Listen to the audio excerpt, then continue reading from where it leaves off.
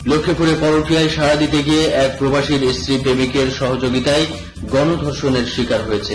বৃহস্পতিবার দিবাগত গভীর রাতে সদর উপজেলার উত্তর হামসাদি ইউনিয়নের সবিলপুর গ্রামে এই ঘটনা ঘটে। এ ঘটনায় শুক্রবার বিকেলে লক্ষ্মীপুর সদর থানায় প্রেমিক শিব্বির মাহমুদকে প্রধান আসামি করে 5 জনের বিরুদ্ধে ধর্ষণ মামলা দায়ের করেছে ক্ষতিগ্রস্ত গৃহবধূ। ধর্ষিতা ওই গৃহবধূর ডাক্তারি পরীক্ষার জন্য লক্ষ্মীপুর সদর হাসপাতালে নেওয়া হয়েছে। এ ঘটনায় সন্ধ্যা 6:15 পর্যন্ত কাউকে গ্রেপ্তার করতে পারেনি পুলিশ ও স্থানীয় সূত্রে জানা যায়, সদর উপজেলার সবিলপুর গ্রামে ওই গৃহবধূর বাবার বাড়ি, স্বামীর বাড়ি পার্শ্ববর্তী রায়পুর উপজেলার কেরুয়া গ্রামে।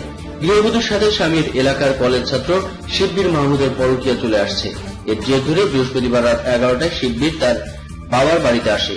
নগ্ন ছবি দেখিয়ে শিব্বির তাকে ধর্ষণ করে। এ পর্যায়ে ঘরের বাইরে অবস্থান করার শিব্বিরের বন্ধু জাফর, আলতাফ, কামাল দরজা খুলতে বলে। তারা ঘরের ভিতরে ঢুকে দুজনের অপকর্মের কথা লোকজনের কাছে প্রকাশ করার হুমকি দিয়ে গৃহবধূর কাছে 3 লাখ টাকা চাঁদা দাবি করে।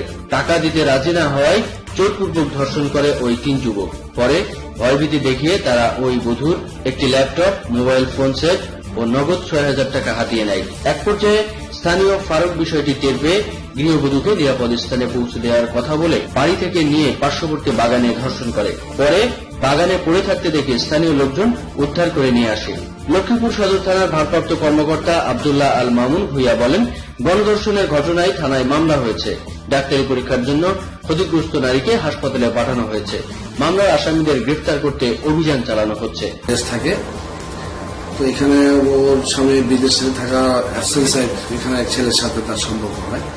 তো এখানে গতবার বাড়িতে দাদুর বাড়িতে বেড়াতে আসে। ওই ছেলের সাথে সাক্ষাৎ হয়, দেখা সাক্ষাৎ হয়। আশেপাশে বগাটের ছেলেরা বিষয়ে জানতে পারে, তাদের ঘেরাও করে এবং এই ঘেরাও করে তাদেরকে জিম্মি করে তারাও তাকে দর্শন করে। মোট 5 জন বগাটের ছেলে তাকে দর্শন করে।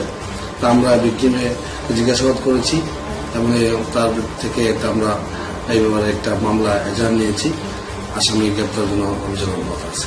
লক্ষ্মীপুর থেকে রাকিব হুসাইন রানী, 71news.tv।